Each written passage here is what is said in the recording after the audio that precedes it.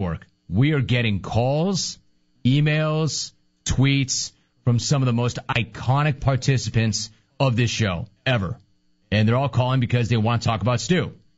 Or they want to talk to Stu. For instance, we had lost track of this caller. I had called out to this caller. None of us could find her. We did not know what happened to her, but she is beloved on the show. A smack-off participant. I met her on a station trip to Houston back in the day. She's known for a lot of things, but mostly for this. That's her manual buzzer. Better than my manual buzzer. And when you put that manual buzzer on a loop, tell me it does not sound like the Daytona 500.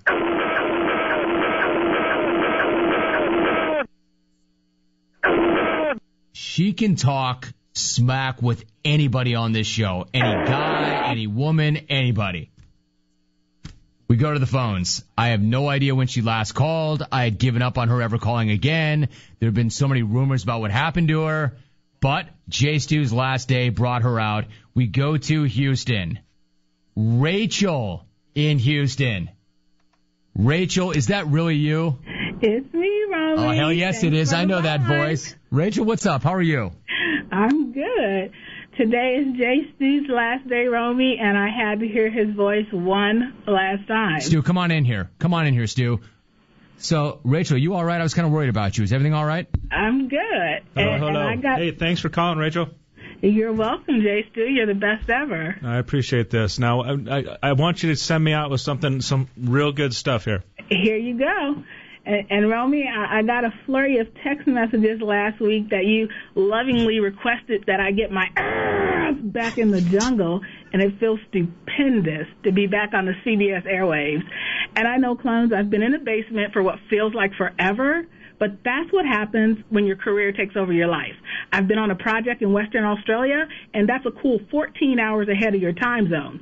So pretty much while you bums are sleeping in your refrigerator boxes or perusing the dark alleys collecting cans, I'm on my grind stacking jack and living the American dream. And yes, clones, there's a huge difference between a career and a job. Riding your mountain bikes through the neighborhood, tossing newspapers out of a basket, not a career. Delivering cold pizzas, loitering the street corners with your illegible pity signs of hardships, trying to sell flowers and sacks of wrinkled oranges, that's not a career. And you hillbillies that get up at the crack of dawn to chase the chickens to wring their necks and throw tires on ropes over tree branches and round up the cattle for feeding, that's not a career either. That's what we call a trailer park triathlon. See, Romy has a career, I have a career, and now the GOAT, J. freaking Stu, the best phone slap in all of talk radio, has finally parlayed that hard-earned certificate of higher learning, Cal State Fullerton diploma, into presumably a promising career. Good luck with that, J. Stu. And speaking of promising careers, Romy, that super fat contract the Super Bowl champs gave to Joseph Flacco looks like he's going to end his career as a Raven. Who knew? And not only did Flacco rip all the money bags from the Brinks truck, but he also ripped the MVP hardware right out of the hands of Houston's favorite redheaded stepchild, Jacoby Jones. But I don't think Jacoby was too surprised, Jim, because he knows all too well what it feels like to have something right there in his grasp, sitting pretty against his fingers, only to have it fall right out of his hands.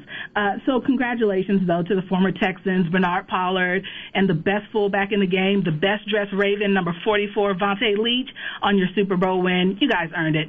Romy, I got to go now. I've got to turn on my super sexy voice because my boyfriend, Manti Te'o, he's on the other line. We've got to discuss what we're wearing on draft day. Ward J. Stu leaving big shoes to fill and me one day filling them. Hey, Stu, leave me your handbook so I know who to hang up on.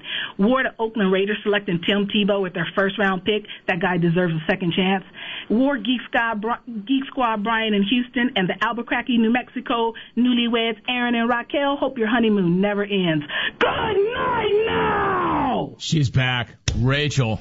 So glad to hear it. Stu, how'd that make you feel? My goodness, that was an epic phone call. I wish he would have had a couple more wars. That's the only thing I wish he would have had. But it was really good to hear from you, Rachel. Thank you very much. That was so great.